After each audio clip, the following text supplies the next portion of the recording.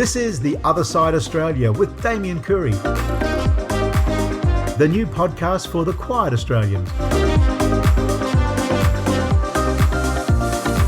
G'day and welcome to the second edition of The Other Side Australia for 2021, episode 18. Happy New Year to those of you who missed our special earlier edition last weekend.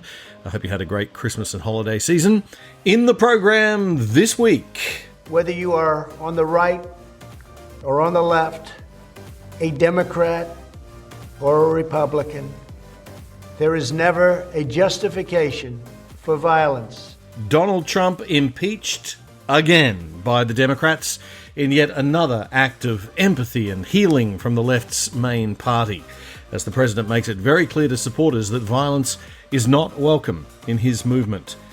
A prominent Australian infectious diseases expert says we should feel optimistic and good about the situation with COVID in Brisbane, and that governments need to be careful of overreacting. Lockdowns are not proportional to the threat in our country at this stage, says the professor. More on that later. And Alexandra Marshall, our Aussie social media queen, will explain all about the clampdown on conservative voices on Twitter this week and raises anti-competitive behaviour questions about big tech ganging up on Twitter competitors Parler and Gab. And we'll have some very big news about The Other Side Australia in just a second.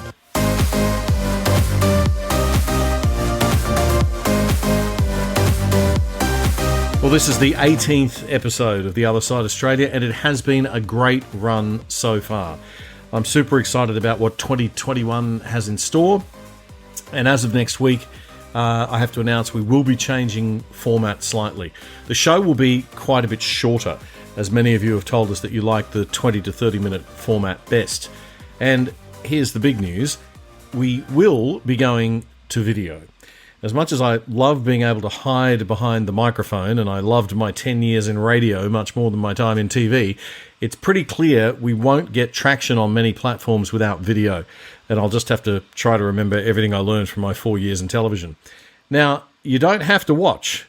We will still be a show you can just listen to, and we'll still be on Apple and Spotify and all the podcast platforms.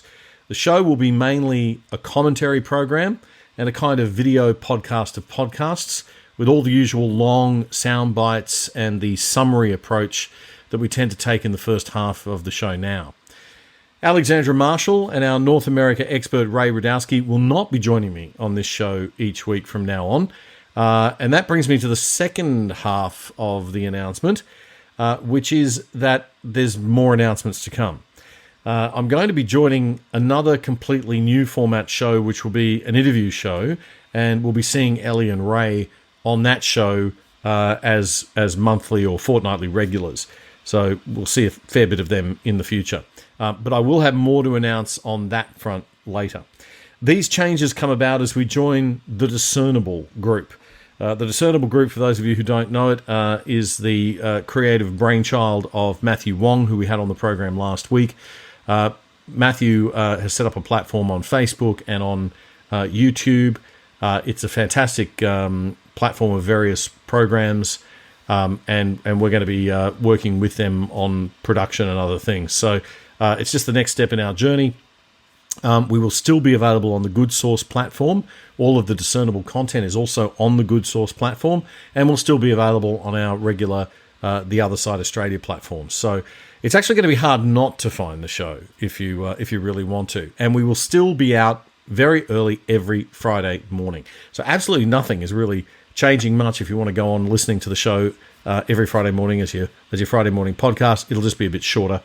And we are continuing to grow. So please do subscribe and join the Discernible group on Facebook and YouTube as well. It's Discernible, spelt with an A. That's discernable, not discernible. There are two ways of spelling that word. I never knew that, but it's true. Things to learn.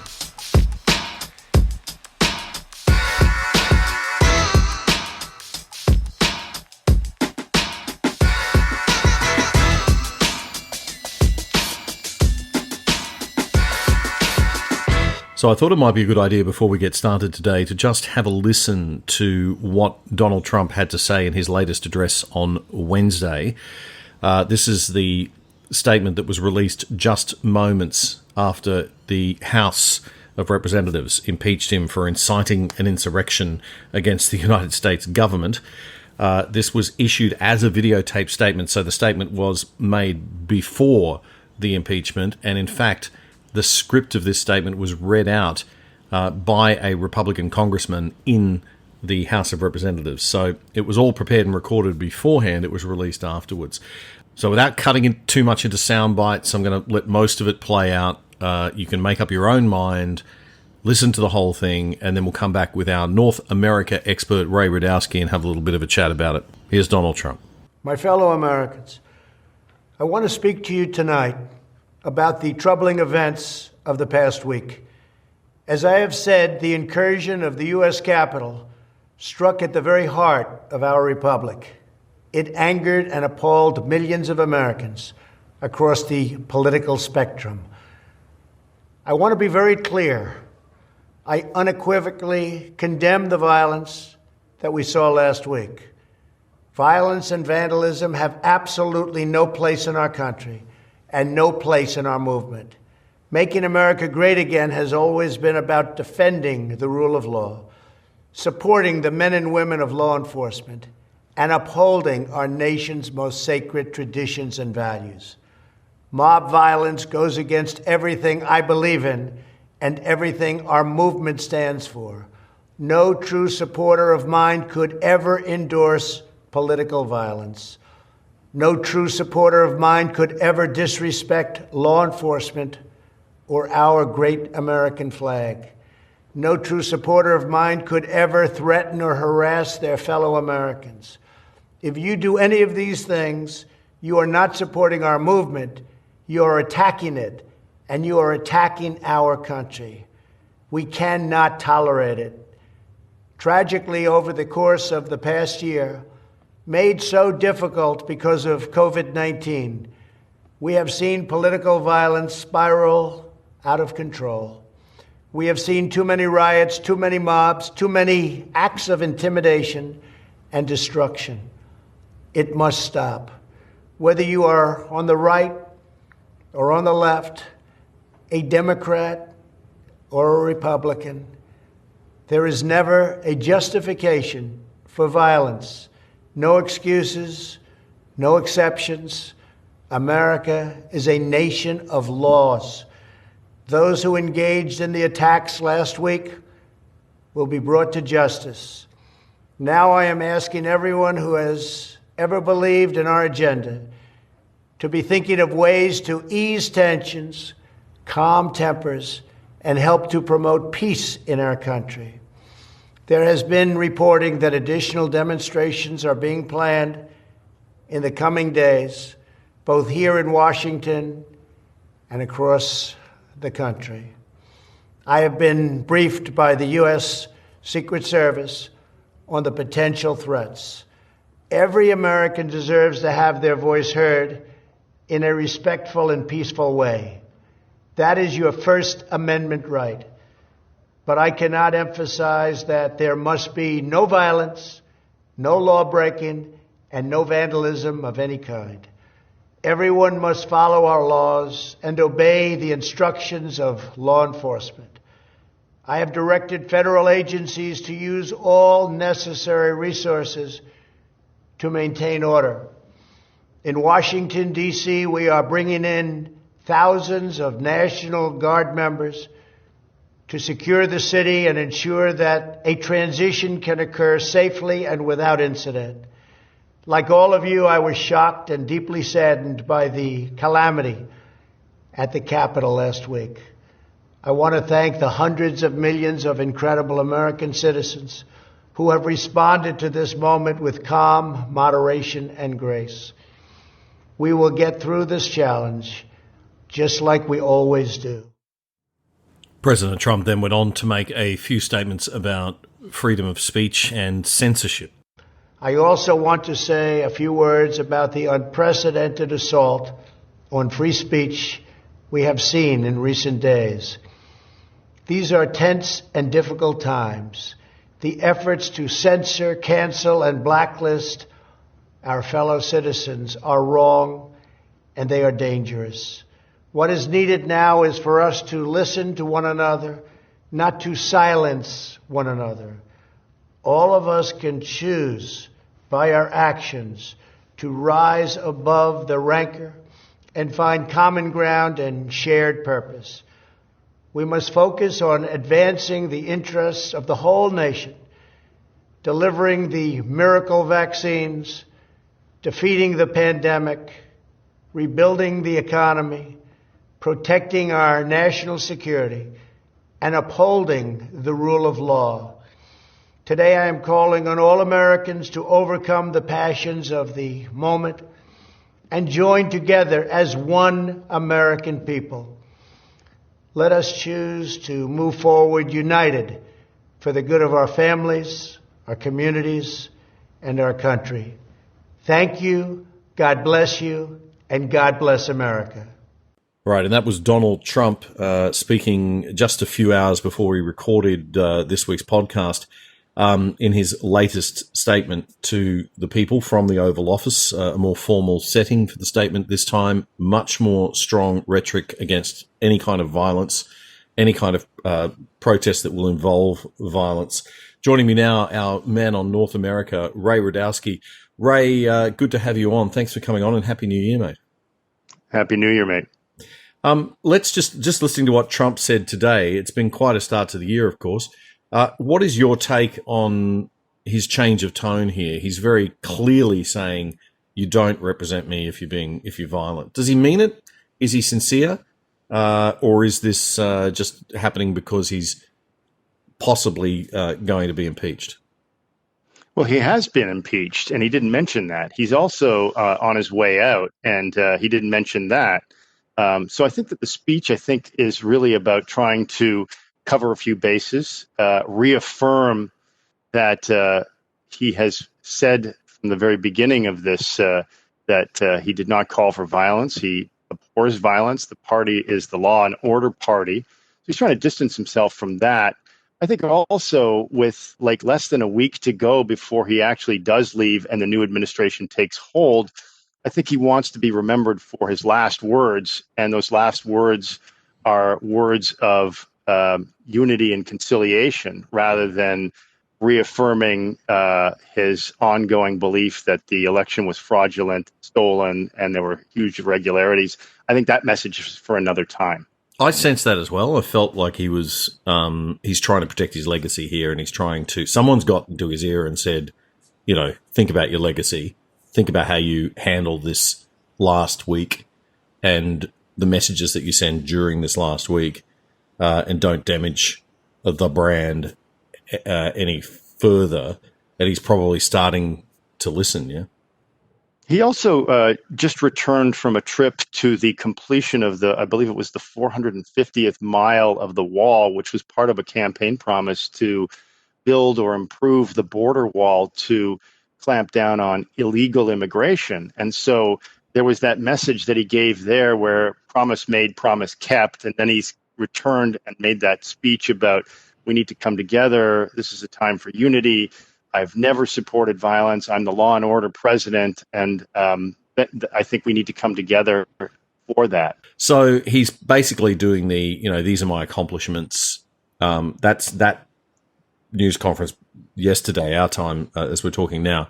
That was very much about here's the things that I achieved, I noticed. And then this today is him in the Oval Office behind the desk, looking presidential, condemning any kind of violence and talking about law and order. So he's going out with the imagery and the language that he wants to go out on. I've never, ever felt that Trump really endorsed violence. He certainly encouraged his supporters to protest and to be very vocal and to get out in numbers. But I've never felt that he promoted violence. He may have strategically refused to condemn it when he should have. And I think that was his biggest failing this week, that he was just too slow to condemn violence and misread the feeling. How did you feel after the after the Capitol building storming. What was your take on that? Because we didn't talk last week. Well, I was frankly a little confused. And I looked at this and thinking, this doesn't look like any Trump rally of the dozens that he's had over the last 4 years, which were all peaceful. Again, it gets into the idea that there's a lack of trust in media, and there's a lack of trust in how all of this has been played out. And when you look at that, you start to think, what's this really all about? And it contributes to the suspicions that something is off about this whole thing. And then suddenly we see Twitter banning the president for life, and that sparks people around the world who would otherwise be ambivalent to American politics. And it's like, oh, that's just Trump being Trump, going, whoa, wait a second. You've got Angela Merkel, who grew up in the former East Germany, condemning this because of the excesses of the communist regime there. The vice president of the EU, who is a Czech citizen who grew up in communist Czechoslovakia, raising questions. Poland has now introduced a law that will fine social media companies who censor. And all of these countries, I think, that would have otherwise looked at this and just thought, politics is politics, have now elevated this to a debate on big tech controlling governments and deciding who wins and loses elections. And that debate, I think, has moved this whole incident that occurred in the Capitol to a much bigger global discussion that may not have been otherwise happening. Mm. I've got no sympathy for anybody who was involved in that storming of the Capitol. If you breach that line, you could be a terrorist. You could be somebody they don't know. The security guys in there don't know. You're entitled to you will be shot. And if you're killed, too bad. You've crossed a line there that's just not crossable, as far as I'm concerned. Well, there's never any excuse for any type of violence. And that, I think, has been at the cornerstone of part of this discussion.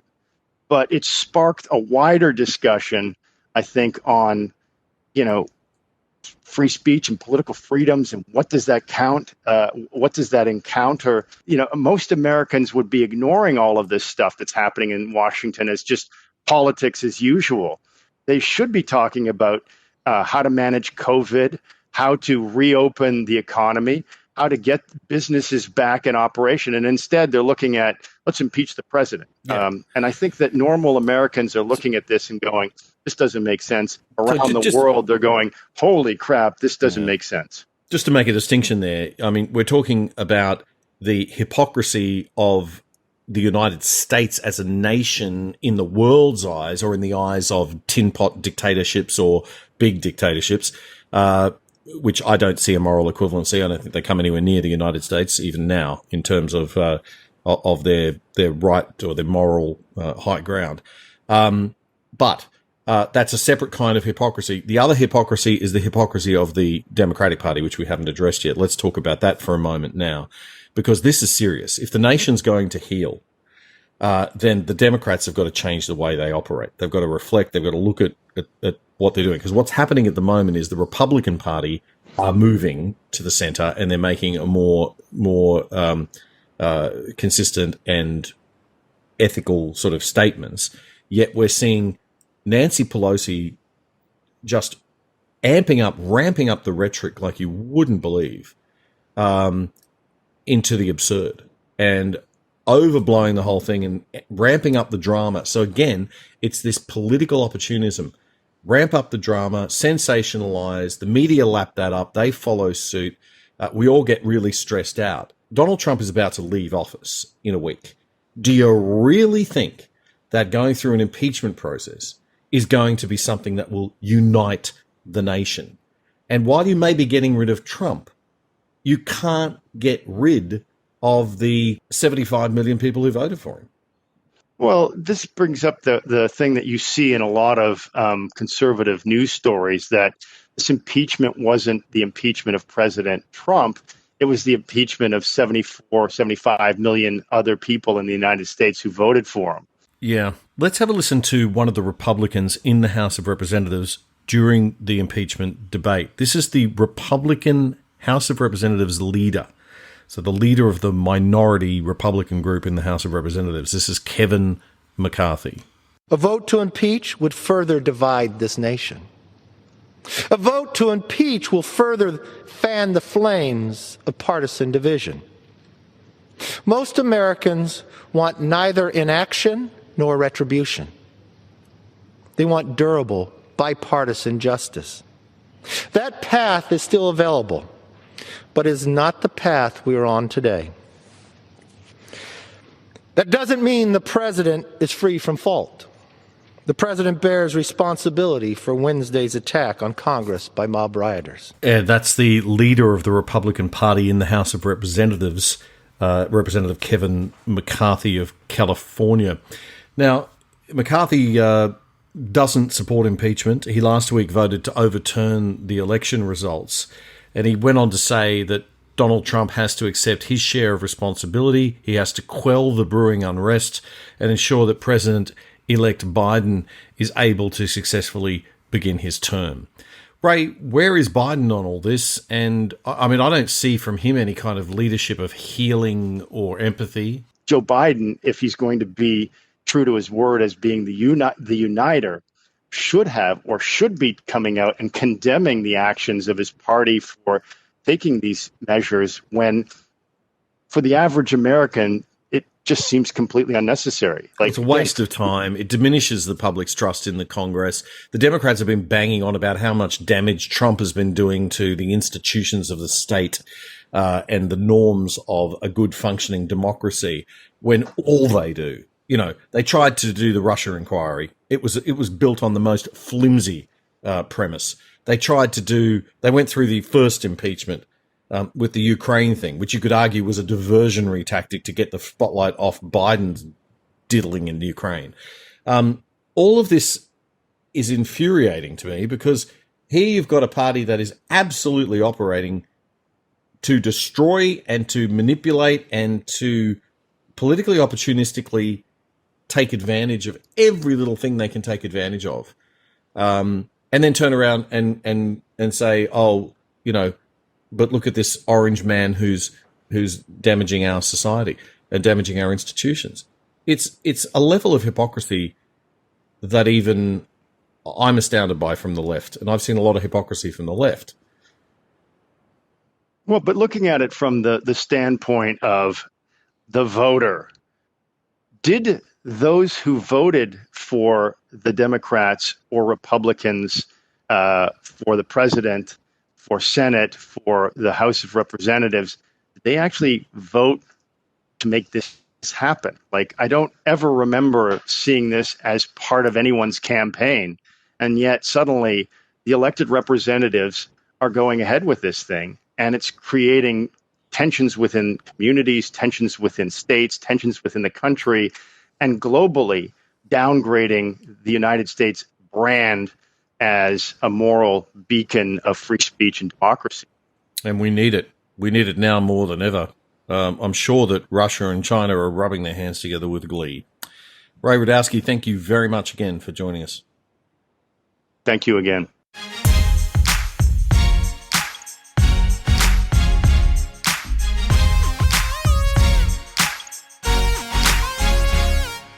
In criticising the Democrats and the hypocrisy of their behaviour after the storming of the Capitol, I don't want to lose sight of the fact that the storming of the Capitol itself was an unconscionable and unacceptable act. And I don't want to lose sight of the fact that Donald Trump is also to blame for this. We have to be fair. The Democrats certainly have created a culture over many years in which this sort of anger and frustration can emerge, and that's really as a result of woke identity politics type thinking, the villainization of the ordinary person, the elitist patronizing that we see in the media. There's a lot of blame that can be laid at the feet of the Democrats. But at the end of the day, Donald Trump simply did not do enough on the day to prevent the violence from occurring. And whether he did not explicitly call for violence, certainly, but he didn't do the opposite when he knew that violence could have easily arisen as it did. And one person that certainly cannot go without taking some of the responsibility is Rudy Giuliani. This is what Rudy Giuliani told the crowd on Wednesday before the riot. If they ran such a clean election, they'd have you come in and look at the paper ballots. Who hides evidence? Criminals hide evidence, not honest people. So, over the next 10 days, we get to see the machines that are crooked, the ballots that are fraudulent, and if we're wrong, we will be made fools of. But if we're right, a lot of them will go to jail. So, let's have trial by combat. Let's have trial. I'm not sure that you can argue there's any ambiguity there in terms of a call to physical violence. Now, this was Giuliani on Wednesday before the riots outside the Capitol, speaking to the protesters, the larger group of protesters, not the smaller group that were assembled right outside the Capitol building. I'm not sure whether they could have heard him, but the overall sentiment and vibe of the thing, to quote the council again, is that there is very much a sense that there's a call for violence going on generally. And if what we're hearing about what might occur in the next few days in capital cities all over America from the FBI is true, then that mood is certainly very much there among the people. The issue is that everybody is still quite annoyed. Giuliani continues to make very credible claims. They sound credible. It's very hard for the ordinary person, for us, for anybody to really know whether these claims are valid, because it is hard to get specific evidence and take that through the courts. And just saying it didn't work out in the courts doesn't mean it didn't happen. But when you've got state legislatures and Republican governors and Republican state leaders in the congresses of states saying, sorry, that's it, game over, here are the electoral college votes, we're not going to entertain any of these criticisms, and there wasn't fraud on a level that we can see, you just have to get to a point where you say, okay, that's it. There may have been a terrible injustice done here, but we can't prove it, and we have to move on. And that's sad, and it's upsetting, of course, if you're a supporter of Donald Trump, or even if you don't like Donald Trump as a human being terribly much, but you support his views as I do, and some of his policies as I do. It's annoying. It's frustrating as a conservative or a liberal, a classical liberal or a libertarian to lose the election like this to a Democratic Party that are just awful at the moment. But there comes a point where you've just got to accept loss, and you've got to accept that whatever the rules of the game were, even if the rules of the game were bad or the game was rigged, we'd lost. And we haven't been able to prove the rigging or the problems with it. So American conservatives and American classical liberals and Republicans, I feel for you, I sympathize with you, but I think you've got to be careful not to lose the war just because you won't accept defeat in this particular battle. We live to fight another day. You have the support of conservatives all around the world, classical liberals all around the world that want to see America succeed. All your allies like Australia and other countries, we're right behind you. We support you, and we hope that we will eventually win the war if in fact we have lost this battle. And I use those military metaphors as metaphors, okay? We're not talking about violence here or acts of violence. We're talking about the system, the peaceful system of political process and rule of law. That's what we've got to use to change the thinking and move the needle in America in terms of public opinion, so that we just never have a situation like this again. And yes, I think you should keep campaigning for clarity around your electoral system and for electoral reform. There is something smelly here.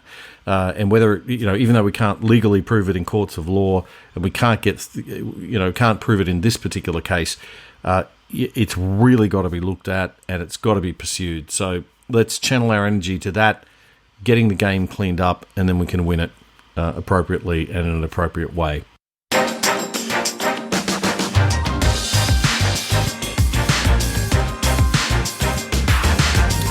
It's confusing times, lots of information to try to wade through, and I spend a lot of time doing it, and I still don't seem to get a lot more clarity than the average person. So it is tough, folks. We've just got to hang on and be kind to each other as we muddle our way through it all. One of my favourite commentators, who I think nails this question of the hypocrisy coming from the left at the moment, in relation to the BLM riots versus the Capitol riots. And there are differences. I mean, the Capitol, laying siege to the Capitol building is a capital offence in a sense, because you could be terrorists. You're going into a very important government building with the elected representatives. It's symbolic of an attack on the very heart of the nation and the people of the country. So it's very, very serious. But so too were the BLM riots, which went on for months. And there were 220 violent incidents, 220 violent protests out of about 2,000 protests. So no, they weren't all violent, but there was a significant number of them, and they were not put down. They were ignored by all of the authorities. So one of my favourite commentators is Steve Hilton from Fox News, who I think is a pretty balanced guy and has really put together an excellent editorial on this issue. Wednesday was horrific enough. But unbelievably, since then, the Democrats and their Silicon Valley allies somehow have managed to make it worse. It started with a mob laying siege to the Capitol, totally abhorrent, unequivocally condemned. Now, it's some of the most powerful people in the world laying siege to you. Pelosi with her spiteful, vindictive, vengeful rage, Jeff Bezos, Jack Dorsey, Mark Zuckerberg, Apple's Tim Cook with their unprincipled, menacing, incendiary purge. These people say they want to unite the country. On Wednesday, the country was united in utterly condemning the violence and chaos in the Capitol riot. Now, thanks to Pelosi, Bezos, Dorsey, Zuckerberg and Cook, everyone's back in their tribal camps. Nice work, guys. The establishment may think they can get rid of Trump, but they can't get rid of the 75 million Americans who voted for him. They can't get rid of the multiracial working-class coalition he assembled, the movement he built, the ideas he championed. And right now, after all that's happened, those people, that movement who believe in these ideas, they still back Trump. We have to understand why. Trump's critics say he has no empathy. As is so often the case, they are guilty of the exact same thing they accuse others of. Some of us reject violence, hate, intolerance, disrespect unconditionally. It's all wrong, wherever it comes from and whoever it's aimed at. But that is not the standard followed by the left, by the establishment, by the media. Yes, they condemn violence when it's committed by people they despise, but they not only excuse hate, intolerance and disrespect, they practice it on a daily basis. That's Steve Hilton from Fox News on his regular Sunday night program. Hilton then went on to play his audience a couple of sound bites. The first one is from CNN, the second from MSNBC. Clarity means seeing things not just from your point of view, but from others. Listen to this. We know that Dr. Martin Luther King Jr. said that a riot is the language of the unheard. Civil rights revolutionary Martin Luther King Jr. once said, but in the final analysis, a riot is the language of the unheard. And what is it that America has failed to hear? I agree with that, and I tried to do that with the racial justice protest this summer. Of course, we condemned the violence and destruction that cost at least 30 people their lives. But we didn't run around saying that everyone who supported BLM, who advocated for BLM, who gave a platform to BLM and its ideas, who, in the approved term, enabled BLM, we didn't say all those people had blood on their hands because 30 people died. Major changes to the voting system with the virus as pretext, but long pushed by Democrats for partisan ends, rushed through in certain battleground states in ways that clearly violate the Constitution. Those changes have undermined confidence in our elections. That is real. You won't make it go away by calling it Trump's big lie and Fox News propaganda. But no one on CNN or MSNBC or anywhere else on the left tries to see it from anyone else's point of view. Instead, it's all hyperbolic rage from morning till night. Traitors, sedition. Trump supporters have blood on their hands. They complain about incendiary rhetoric, then spend all day spouting it. They say that anyone who questions the election incited actual violence. Does that mean all these statements incited actual violence? Go to the Hill today. Get up and please get up in the face of some Congress people. You know, there needs to be unrest in the streets for as long as there's unrest in our lives. I just don't even know why there aren't uprisings all over the country, and maybe there will be. The unrest in the streets, which that Democrat member of Congress was calling for, claimed at least 30 lives. So is it right, is it reasonable to say she has blood on her hands? Of course not. So why did they all say that now? Because they've become so self-righteous, so sanctimonious, they've lost all self-awareness. That's Steve Hilton, a British political commentator and former political advisor. He hosts a show called The Next Revolution, which is a weekend current affairs show on Fox News. Well worth checking out. Good balanced stuff.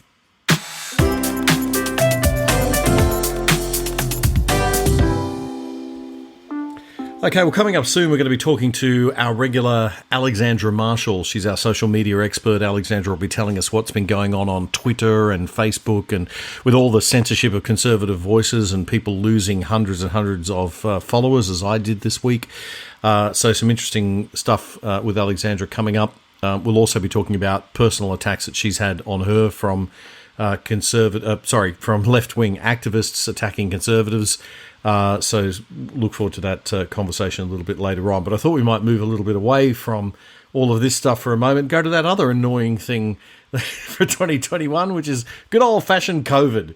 The latest from Brisbane, the Courier-Mail newspaper reporting that health authorities are still trying to get in touch with a quarter of the people who were staying at the Grand Chancellor, the former guests that were there.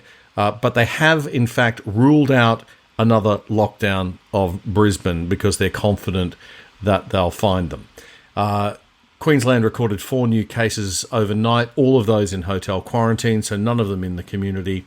The number of former hotel guests is now at 147, revised down from 250.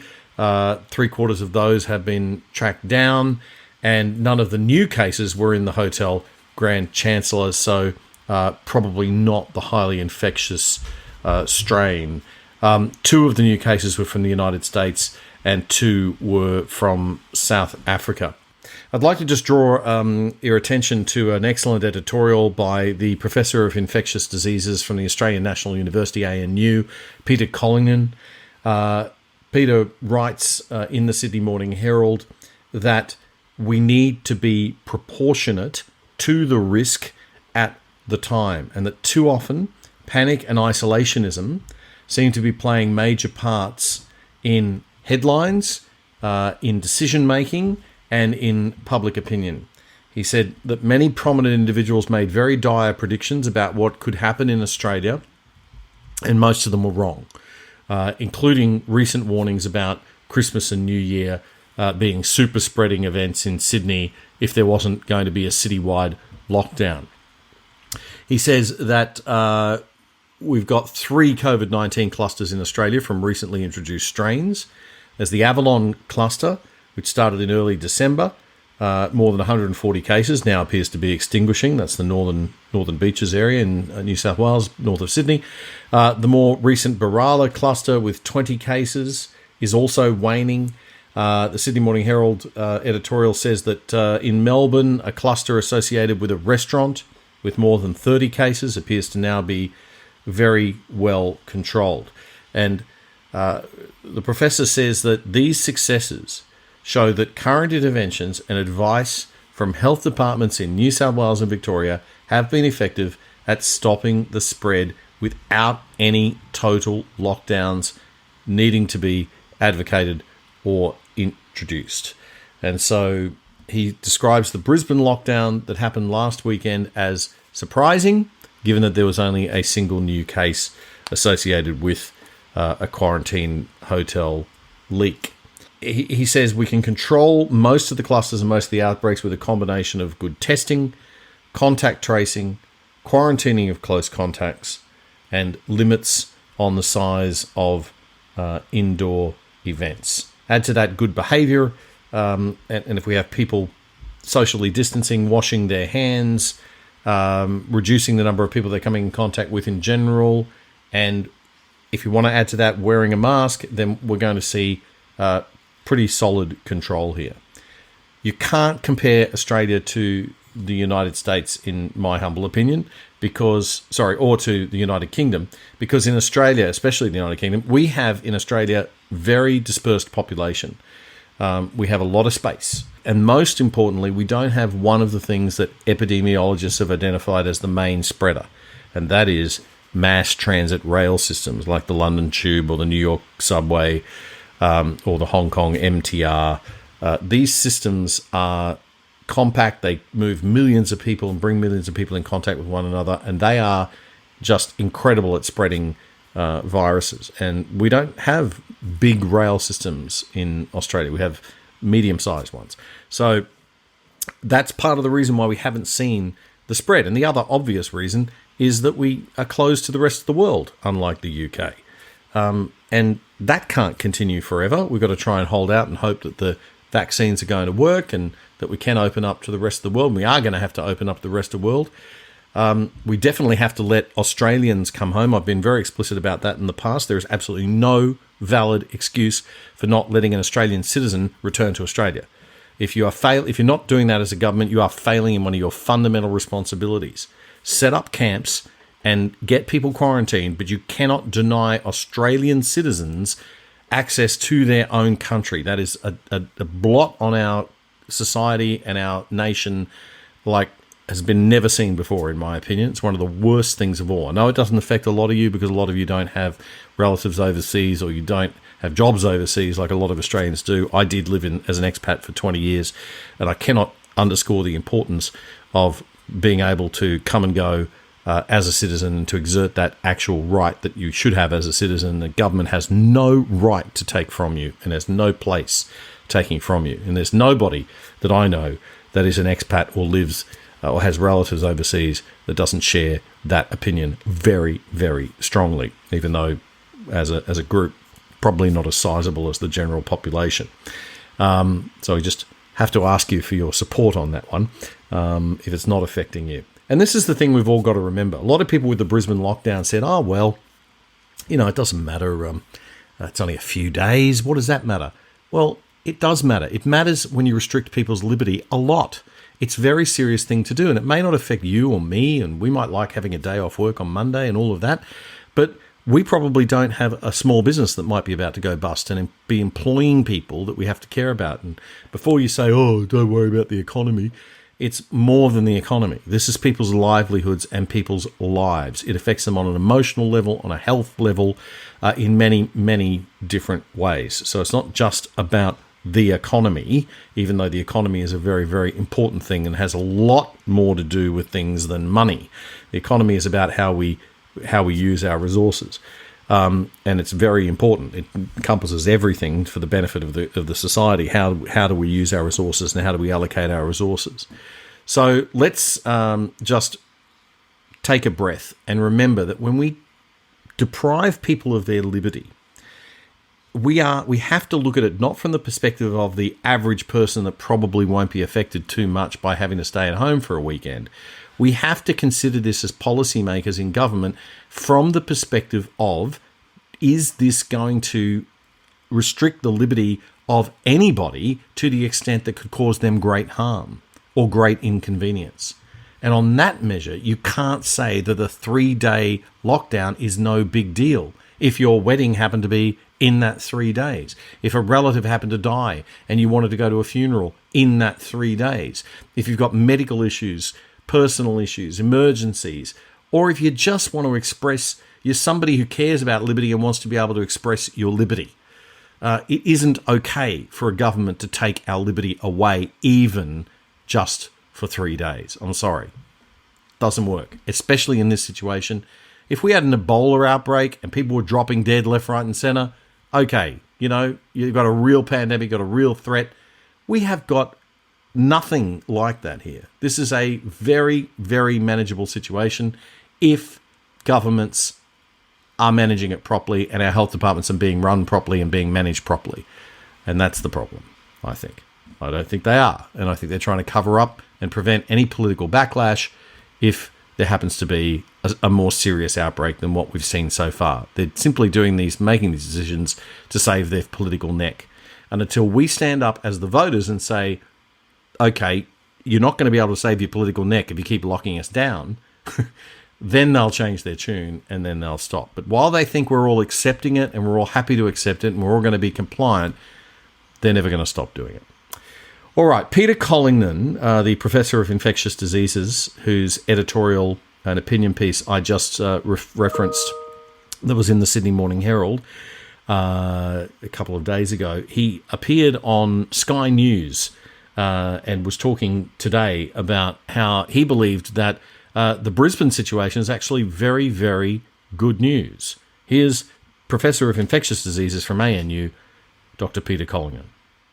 In some ways, there's good news about Brisbane. There haven't been all that many cases. I mean, even though that cleaner and her spouse were in contact with lots of others, so far it hasn't been highly transmissible.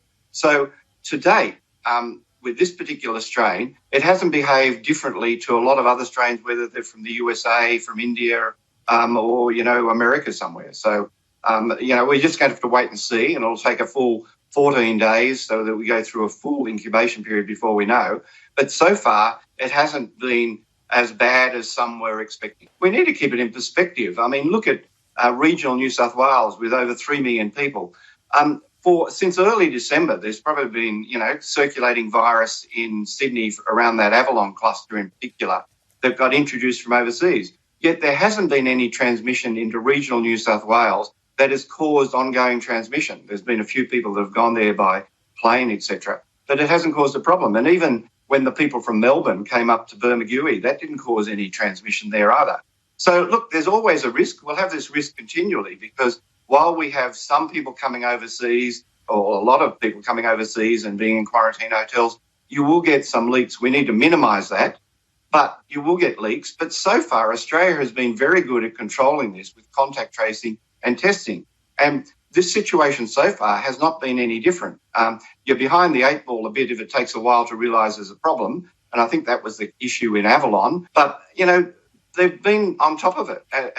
And even in Adelaide, when there was that leak a couple of months ago, the contact tracing and testing was the thing that fixed that. The lockdown they did made no difference. They didn't find any more cases or prevent any more spread. And so far, that's been the case in Queensland as well. They've had very good contact tracing. All the people that should be isolated are, and it's under control. And you've got to remember this UK variant, it probably is more infectious, although we'll wait and see what happens in other countries where it's introduced.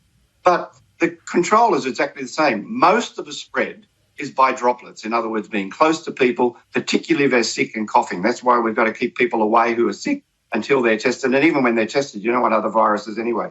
We need to keep physical distancing. We need crowds indoors to be kept out. We need people to be outside more than inside. All those things make a lot of difference, along with, washing our hands. All of that decreases our risk. And so far, other than Melbourne, we've been very successful in winter. And there were a lot of factors with the Melbourne outbreak. Winter was one, but, contact tracing, untrained security guards, et cetera, and that we don't think will be repeated. So I think we should be optimistic that we can keep control of this and keep it to low levels. That's infectious diseases physician Dr. Peter Collington from the Australian National University. And he was speaking to Sky News Australia there.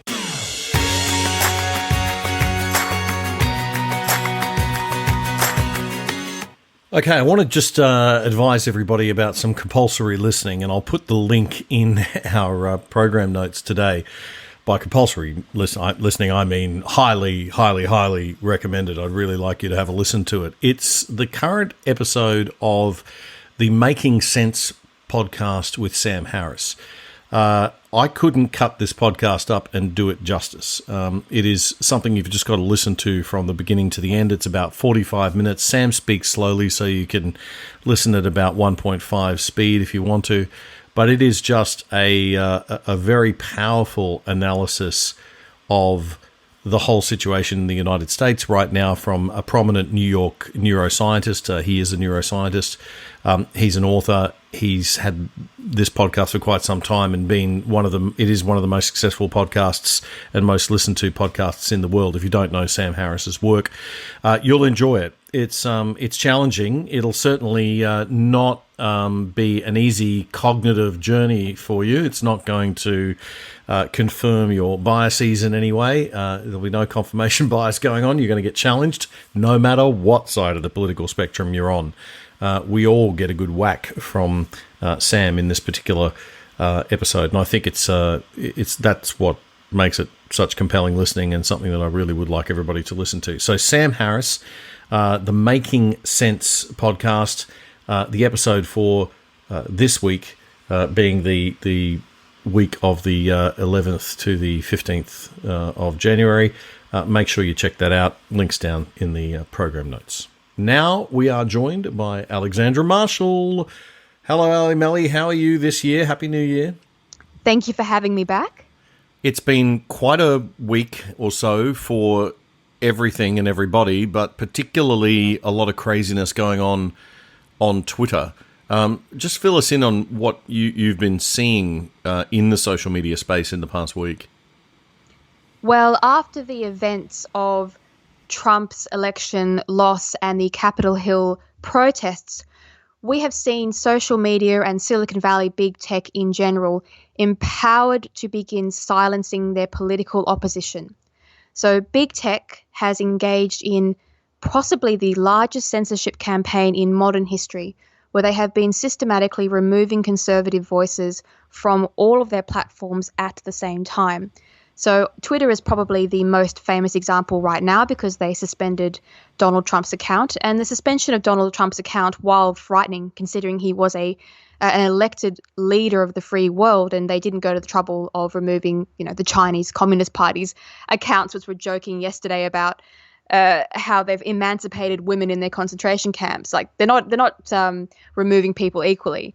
But the real story is that they have been removing tens of thousands of conservative accounts for no reason at all, aside from their politics. Now, these account suspensions have reached many Australian commentators and supporters in the community that lots of us know and admire. And the reason they're being given for their suspension is not violating Twitter rules. They're not being rude. They're not QAnon. They're not spamming the website. All they did was put a link to their Gab account. Gab is, of course, a rival social media platform to Twitter, in the fear that they were going to be removed. And, so the way to appease that fear is to remove them. Correct. So what we're really seeing here is anti-competitive behaviour. Twitter knew, and their market share has been falling off a cliff since they removed Donald Trump. They realised pretty quickly that places like Parler and Gab were going to clean up all of their ex-users. And the first thing they did was to collude with AUS, which are Amazon's external servers, to have Parler removed from their servers. And the excuse they gave was that there was some violent content on Parler. Now, if they're going to use that excuse to remove Parler from the AWS servers, one has to ask the question, how is Twitter still operating on the AWS servers, considering that we've had 4 years of Antifa and BLM rioters posting calls to violent incitement on Twitter on accounts that have not yet been suspended. I don't think the double standard has ever been this blatant and obvious, and I think it's impossible now for anyone to deny that there's a political bias of significant proportions occurring. Yes, we've got the Democrats using social media as a way to remove any political opposition to their policies, to their office. It's absolutely frightening. And I'm guessing that the trade-off for this political power the Democrats have got is that there's nobody left to hold social media to the Section 230 immunity lawsuits that were coming, and more seriously to the antitrust lawsuits that are coming, because we've got Google, Facebook, Apple, and Twitter colluding to remove people and organizations that compete with them. Do you think it is that they don't care now? That they think that, well, okay, the Democrats have got the House, they've got the Senate, they've got the presidency, the White House. We don't care anymore. Well, they're not afraid. It was as soon as it happened, you could see the change. So Twitter used to used to be aware that it could be done for antitrust. And if you watch the Senate hearings, you could see how worried Zuckerberg, who runs Facebook, was with these hearings. Now there is no fear that they are going to be held to account. And these are very serious crimes to commit. Antitrust is a major criminal activity in the US. Parler is suing, yes? Oh, yeah. So Parler immediately launched court cases. They launched, I think it's 2. One was against AWS directly, who have not only broken their contract with them, allegedly, but also have colluded with other organizations against them. Allegedly. But I'm pretty sure they expanded or are going to expand their court case to include Twitter, Google, and Apple. Google and Apple, of course, removed their app from the App Store for no reason. So AWS is, just to be clear for everybody, as you said before, AWS is Amazon. That is the external server network of Amazon. And so it's critical. I mean, Parler can't operate elsewhere. What about Gab, Ali? How dependent are Gab, the other alternative to Twitter, how dependent are they on these platforms? What's interesting about Gab is I joined about 3 or 4 years ago. And when Gab started up in opposition to Twitter, they tried to destroy them. And they went really hard against Gab with a whole propaganda campaign against them. And so Gab built their own servers. They own their own hardware. So the only way for Gab to go offline is if a server hosting center, which is a service like a phone line, were to cut them off. And that would also be a breach of the law. You can't just cut services off. So Gab is more secure. So they're not sitting on top of the cloud. They're not sitting on top of the AWS cloud.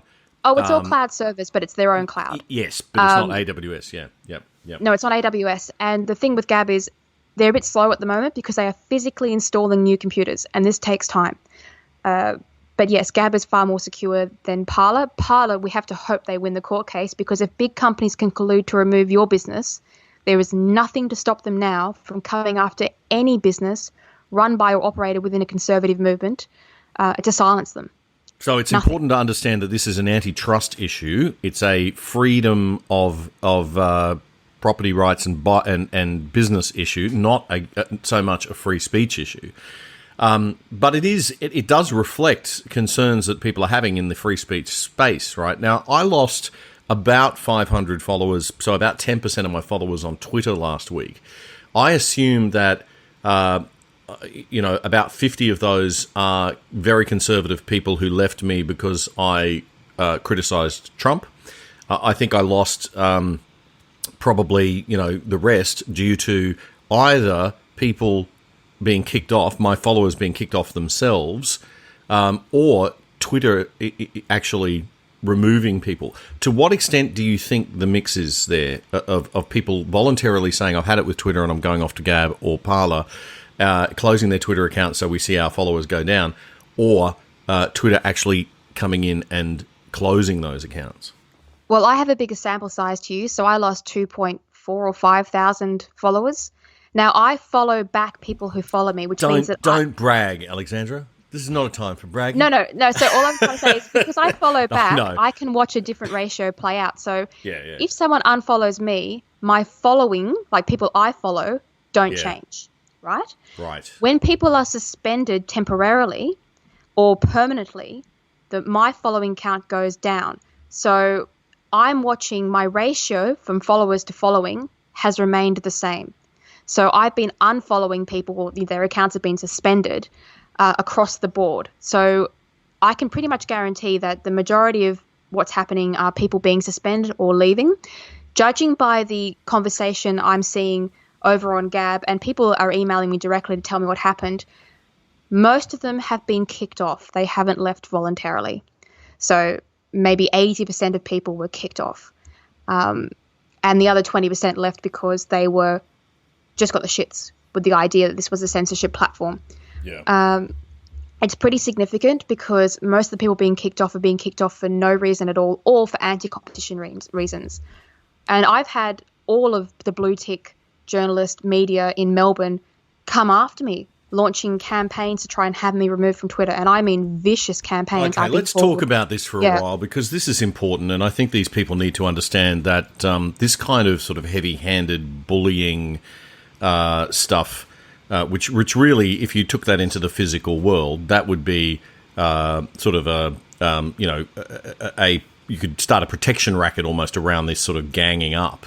It's organised crime sort of behaviour, and I think they don't see it that way. They see themselves as morally virtuous crusaders in a political war coming from this morally virtuous left, rather than seeing themselves as gang bullies who actually might be, and some of these guys are journalists, I understand, right? So they could be very much at risk of defamation writs and putting themselves seriously at risk. And there wouldn't be much sympathy from the courts, given that they're journalists. They're trained journalists, and they ought to know better. So what is your take on, first of all, just tell us what's happening, what you're experiencing, and who you think is behind it?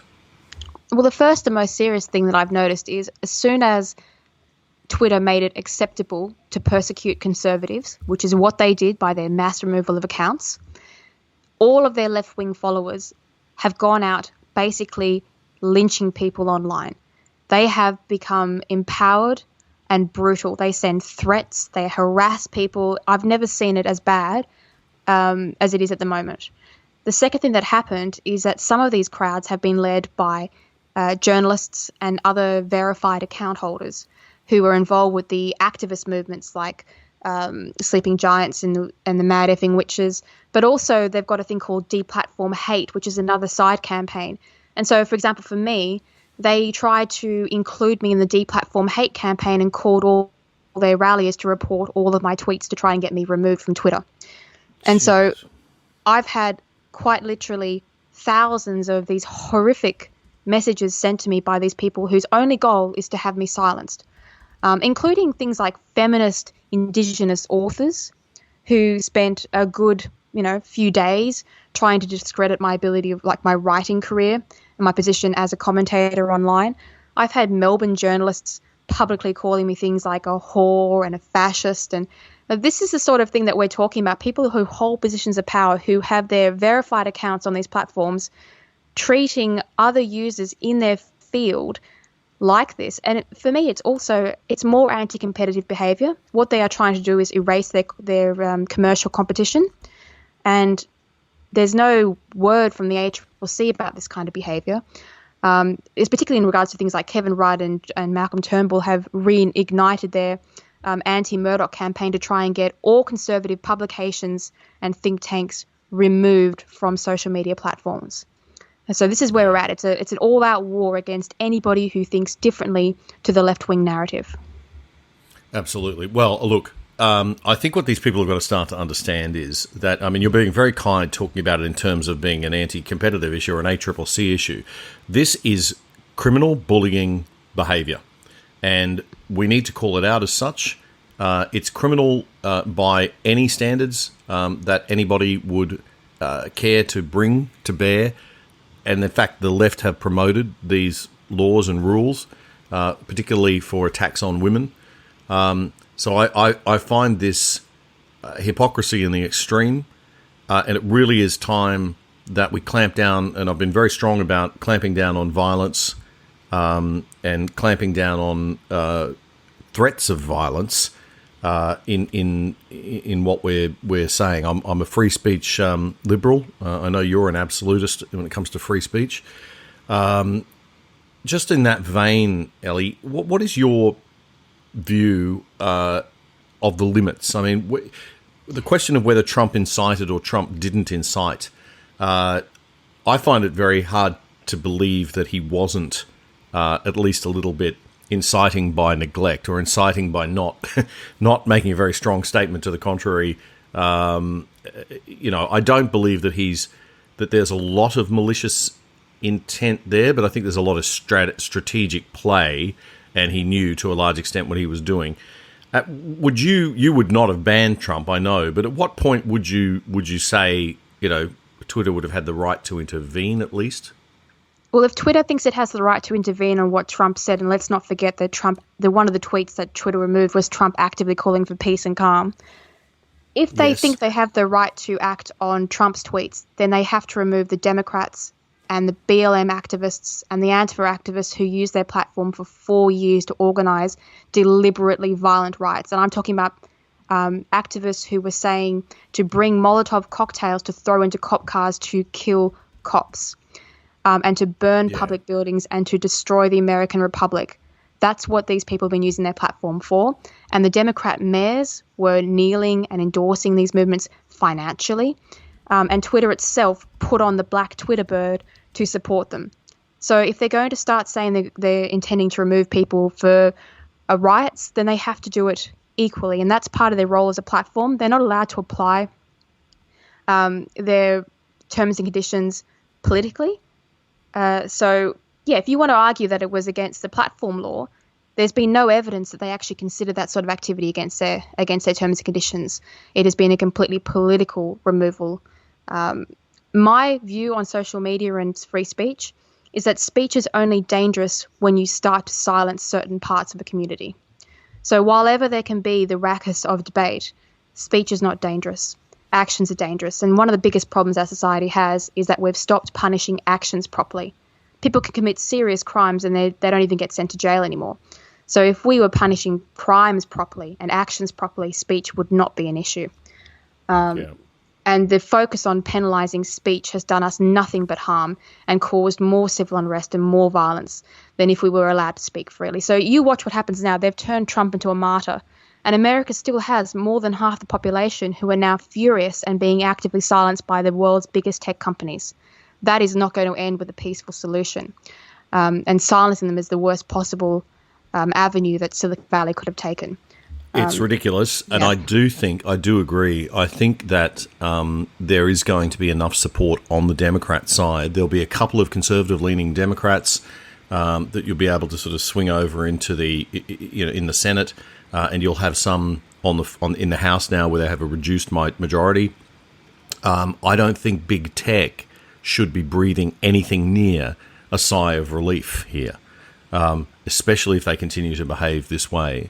Well, once politicians believe they control big tech, they will continue to manipulate big tech for their own ends, including beyond what big tech is prepared to do. And they'll work that out too late. I mean, it's the same story as all of our socialist upheavals in history revolve around censorship and the manipulation of the people in control of the print. Every single one of them. And today we don't have printing presses, we've got social media. Yeah. And so you should be looking at this in the historical context of this is another left-wing uprising that has taken control of the press. And we all know how these end, and it's never good. All right, that's sobering food for thought. Thank you. It's a very serious problem, and I really worry about the next year ahead, Damien. Yeah, I was trying to be a little bit optimistic there, but I think that I personally don't think that big tech should be thinking that they've won this little game yet. I think there's going to be a lot to come. Well, it might help you to know, Damien, we still have the law on our side. So if there is a politician prepared to hold these companies to account, the laws are still good. The laws of our country still work. So we can resolve this in the courts if anyone has the guts to do it. And the other thing is Australia doesn't need to sit back and wait for the United States. I mean, we can lead the way, as we've done on many other issues. Oh, yeah, but did you see my favourite? What's his name? Christian Porter. The first thing he says is, because he's just like, this is what's hilarious. The Liberal Party have just realised that their own careers are on the line now and that they could be removed by Silicon Valley operating in a political sphere. So they didn't care about their voters being silenced for years. Now it's on their doorstep. They've suddenly freaked out. And Christian Porter's first reaction was, we shouldn't let big tech control speech. The government should be in control of speech. And you're like, you completely missed the point. No one should be in charge of speech. I'm starting to worry. Yeah. I'm starting to worry a lot about the Liberal Party not being very liberal at the moment. He went straight to let's control all speech. Oh my god. Oh my god. Okay. Yeah. Well, this is the thing about big government. Big government serves itself, and ultimately, and it just continues to grow and grow and grow, and make policies to make itself stronger, more powerful, and bigger. And that's why we have to keep a watch on it from the outside and make sure that the government stays small as possible, and only doing what is absolutely necessary for government to do. Here's to freedom, Damien. Here's to freedom. Carry on the fight, my friend. We'll talk more throughout 2021. We've got some changes coming up, which we've spoken about already on the show next week. So we won't see you next week, but in the future we will be seeing quite a bit of you. So Thanks again, Alexandra, and let's enjoy the new year and see how the fight continues. Thank you very much. Bye.